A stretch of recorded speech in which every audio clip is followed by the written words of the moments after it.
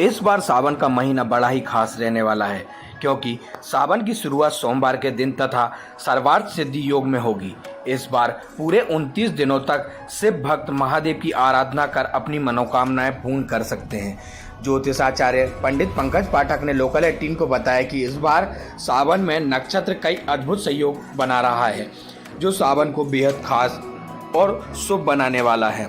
यह संयोग लगभग 72 वर्ष बाद बन रहा है। इस संयोग में अगर विधि विधान से भगवान शिव की पूजा अर्चना करते हैं तो व्यक्ति की सभी मनोकामनाएं पूर्ण होगी। आइए जानते हैं ज्योतिषाचार्य से। आगामी मास श्रावण मास आने वाला है। देवादिदेव महादेव की भक्ति करने के लिए तो भगवान शिव को प्रसन्न करने के लिए यह मास जो है सर्वश्रेष्ठ माना जाता है।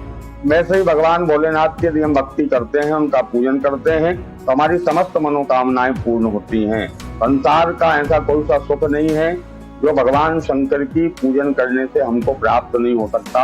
उनका नाम ही भोलेनाथ है, तो सहज रूप में प्रसन्न हो जाते हैं। इस बार श्रावण का महीना निश्चित ही कुछ अद्भुत संयोग लेकर के आ रहा है। ज्योतिषी दृष्टि से भी कई उत्तम संयोग लेकर के आ रहा है। पहला तो सोमवार से प्रारंभ हो रहा है और सोमवार के दिन ही श्रावण मास का समापन हो रहा है। दूसरा, इस महीने में 5 सोमवार पड़ रहे हैं, यह भी अद्भुत योग है और 29 दिन का यह श्रावण का महीना है। पंचांग के अनुसार 72 साल बाद कुछ ज्योतिषी संयोग बनने जा रहे हैं, उनकी हम यहाँ चर्चा करते हैं। पहला श्रावण सोमवार 22 जुलाई के दिन हो रहा है। इस दिन श्रवण नक्षत्र में सिद्धि योग, रीति योग और सर्वार्थ सिद्धि योग पड़ रहा है। इस प्रकार के उत्तम योगों में श्रावण का मास प्रारंभ होने जा रहा है और श्रावण का जो अंतिम सोमवार है, जो 5वां सोमवार है, वह 19 अगस्त के दिन पड़ने जा रहा है। उस दिन भी श्रवण नक्षत्र में सिद्धि योग है। तो यह श्रवण नक्षत्र और सिद्धि योग में प्रारंभ हो रहा है और श्रवण नक्षत्र सिद्धि योग में ही इसका समापन होगा। तो ऐसा योग 72 वर्ष बाद बन रहा है कि एक ही नक्षत्र और एक ही योग में श्रावण प्रारंभ हो रहा है और उसका समापन हो रहा है। इसके साथ ही सिद्धि योग तो है ही, आयुष्मान योग का भी निर्माण हो रहा है। श्रावण मास में हमको भगवान भोलेनाथ की भक्ति करना चाहिए।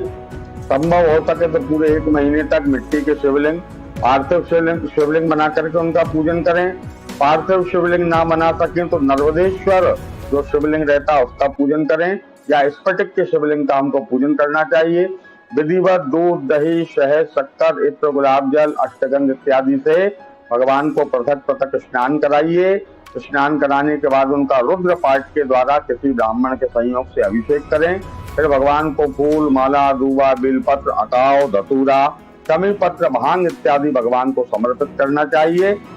इस प्रकार विधिवत भगवान का पूजन करने के बाद भगवान की जो विभिन्न स्तुतियां कही गई हैं, लिंगाष्टक है, रुद्राष्टक है, शिव तांडव कहा गया है, शिवाष्टक कहा गया है, इन स्तुतियों से भगवान को हम प्रसन्न कर सकते हैं। महामृत्युंजय का जप और जो महामंत्र कहा गया है ओम नमः शिवाय, इस महामंत्र का यदि हम श्रावण के महीने में जप करते हैं तो निश्चित ही हमारे जीवन में सुख, शांति, समृद्धि की प्राप्ति होती है। भोलेनाथ प्रसन्न होंगे और आपकी सभी मनोकामनाओं को पूर्ण करेंगे।